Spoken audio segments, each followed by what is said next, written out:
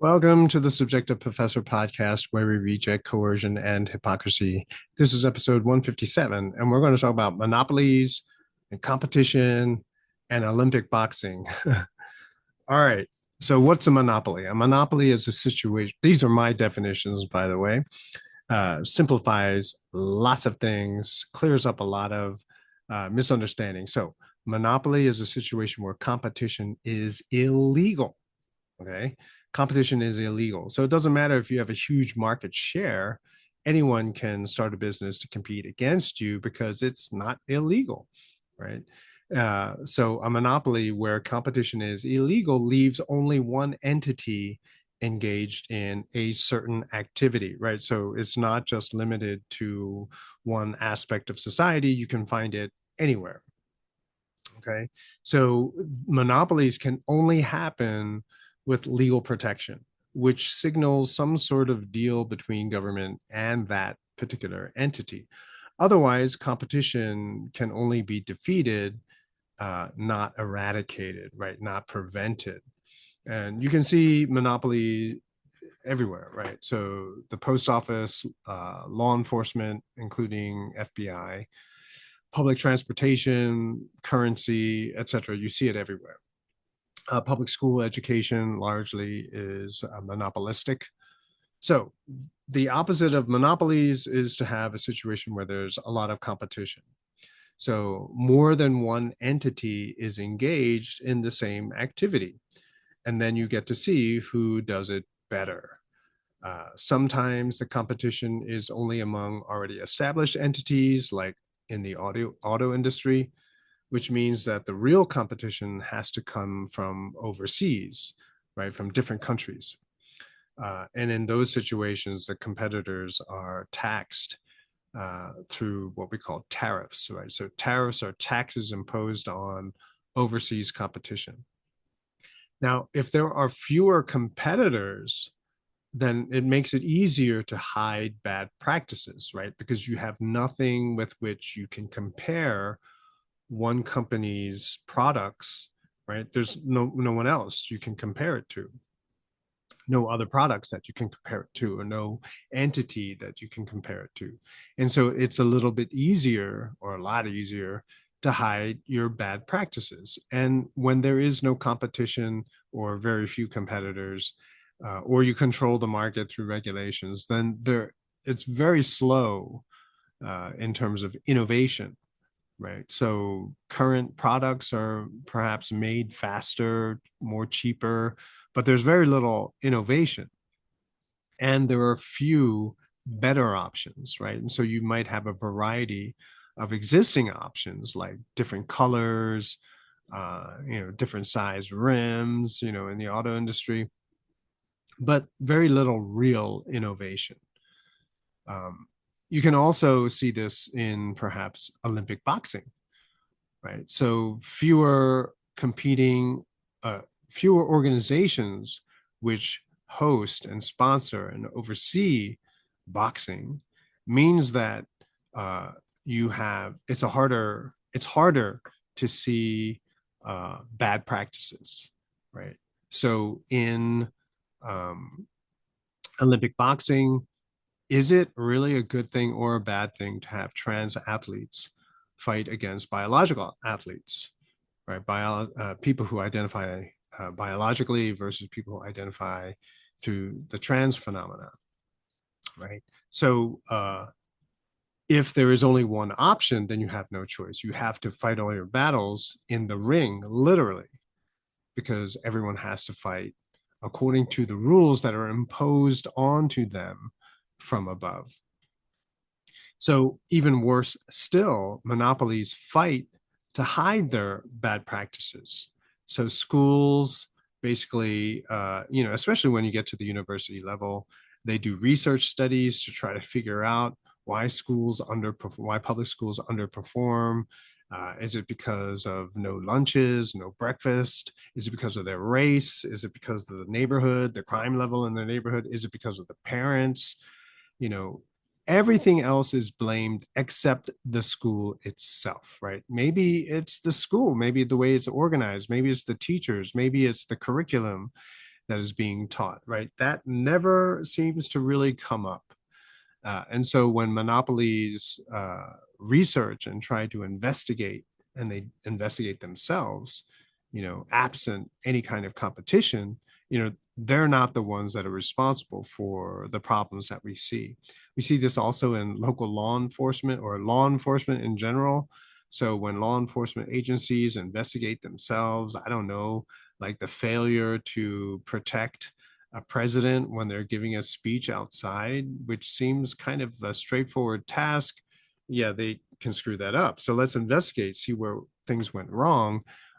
Yeah, they did nothing wrong, right? So, hey, some mistakes were made, but hey, no one's perfect, right? And so no one gets punished, no one gets penalized, right? So someone, the head of the Secret Service, resigned, but she wasn't imprisoned, she wasn't fined, there was no disgrace, so really there's no culpability, right? You pick one fall person, the fall guy, the person who's going to take all of the blame, and then the problem goes away.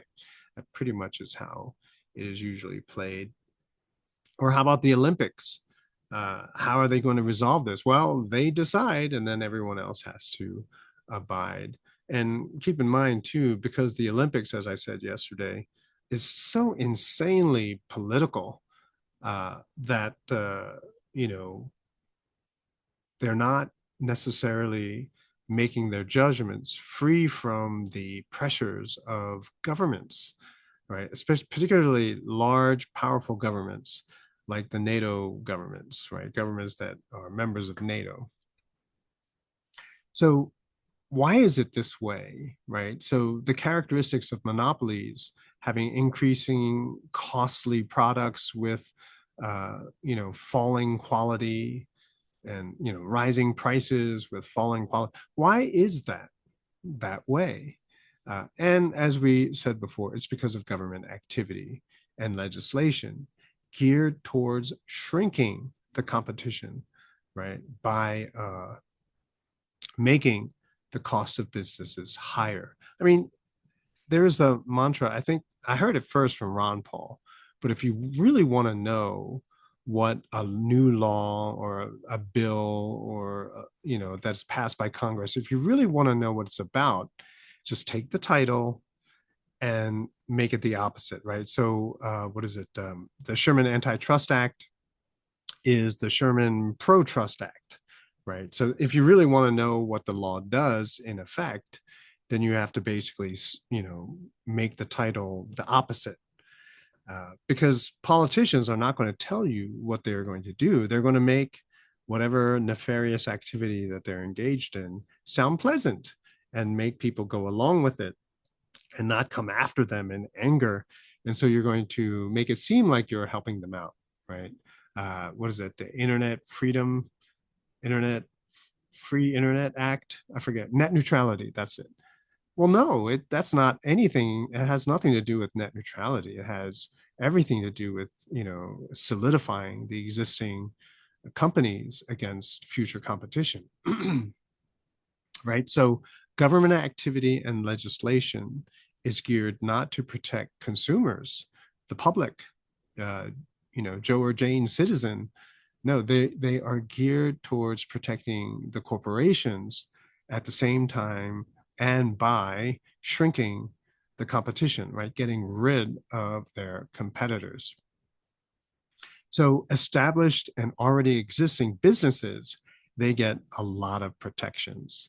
So the rules and regulations serve as barriers to entry. In other words, it makes it very difficult for new companies to get started and compete against the existing ones. And this is because established businesses can afford the compliance costs, having to hire lawyers and accountants. Startup businesses, because the profit margin is so thin, they can't, and so they never start. Instead of starting their own business, they have to look for employment with the existing businesses. Okay. Established businesses like the Olympic Committee, they get perks and privileges for their compliance. And it's probably paid for by kickbacks. Right? I know FIFA is, World Federation of Soccer or football, right? soccer in America, um, there's a lot of corruption, and if once a country is picked, there's a lot of money that begins to roll, and so people on somehow are figured out how to benefit financially through these backroom deals and agreements. Okay, and so that's why it becomes a very lucrative type phenomena and arrangement. Also, existing businesses uh, do what's called regulatory capture, right? Since government bureaucrats know nothing of that industry, they hire already powerful, influential people of that industry to serve as advisors or even as, to write the first drafts of the legislation. And so what they do is they write the legislation in such a way that it benefits them and prevents new competition, right? And so this is regulatory capture. And so moving forward, you just see increasing protections for increasing, corporations and no new competition, right? That's why most of our society today is like this. Even Tesla, an automotive company, they were able to start up primarily because they are heavily government subsidized. I think in the early years, nearly all of its budget came not from sales but from government subsidies, and that's how they do it. And so it's not really competition, but it's almost like a government sponsored propaganda thing where you think that this is a competitor, someone who's using only their money to sell you this brand new product. But no, that's not actually how it works.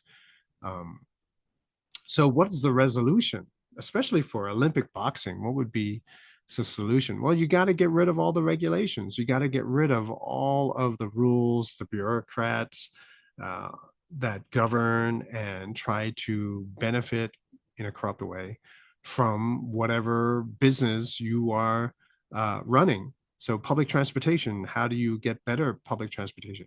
You abolish all of the rules which created the monopoly in the first place, allow people to start and create their own public transportation businesses so that the burden of making sure that they are the best rests on the company, not on the taxpayers, right? Or for there not to be any improvement at all. And so even if you look at public transportation here in the United States, why does it always smell like urine when you ride, at least where I am? And it's because it's a monopoly, right? Public transportation is a monopoly. Then you go over to Asia, I think where, they're clean, right? And so I don't think there's competition there either. But as a culture, littering is just kind of, frowned upon. And so they're able to maintain the cleanliness of public transportation over there. Well, absent that cultural pressure of keeping everything clean, well, you need competition here in the United States. Okay.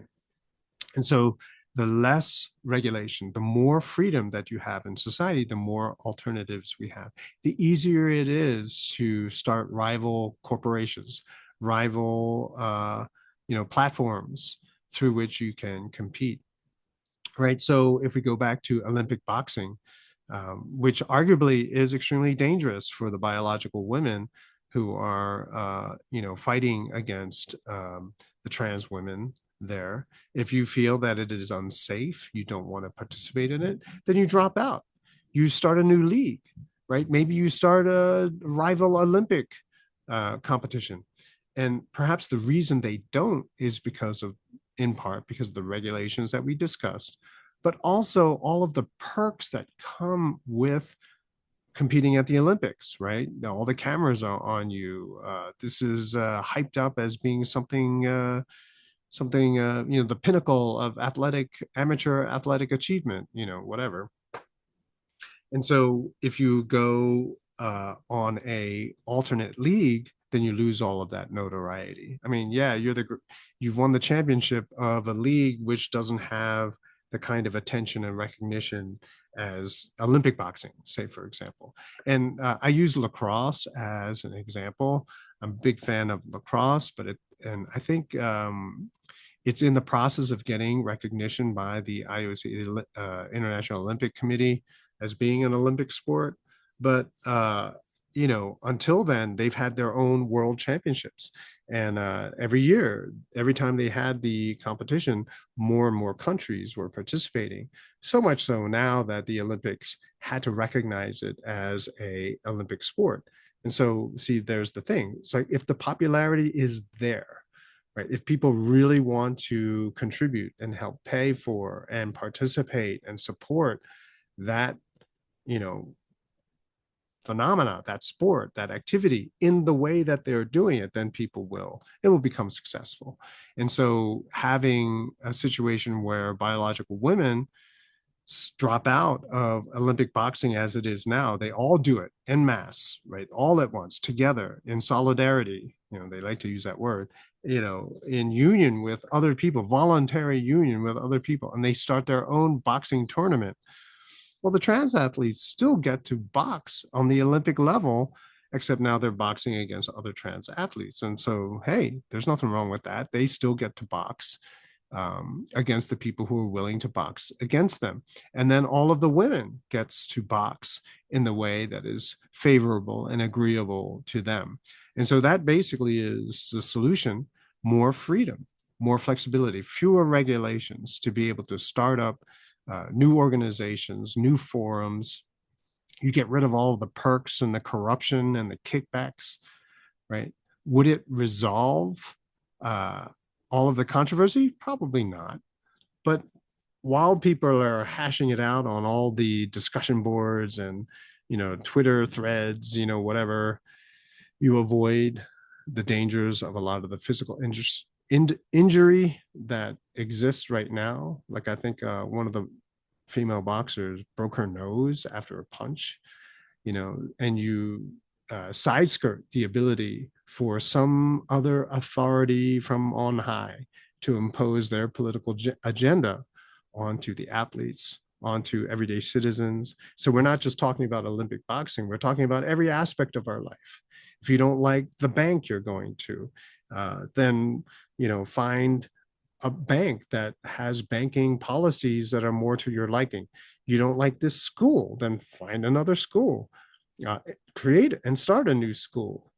So the more freedom that you have, the more quickly problems are resolved, because you just create and start a business according to the vision that you have. You are no longer restricted or confined or forced to have to participate according to rules that are not to your advantage or not fair. And so you won't have this kind of controversy. Also, if there is a problem, you don't need independent investigation and independent investigators to figure out where the problem is. And the whole time, everyone has to suffer under the existing corrupt policies. No, you don't have to do that. The competition itself serves as the investigation. And so if everyone stops going to this venue or stops seeing events put on by this organization, but they only go to this other one, over time, you'll see that it keeps people honest, right? Much in the same way as if a gasoline company is producing gasoline for your car, which makes your car, have all kinds of mechanical problems, people stop going to that gas station, right? You don't need an independent observer to figure out that there's something wrong with the gas that they're selling at that place. And so a lot of businesses knowing that would happen, make sure themselves that their product is of a high quality, that it is fair for everyone who comes and uses their establishment, right? And that everyone is satisfied. And that's all you need. You just need more freedom, less regulation, so that even problems that we're seeing now in the Olympics, particularly in women's boxing, would be resolved. I hope that gives you some food for thought, and I'll talk to you next time.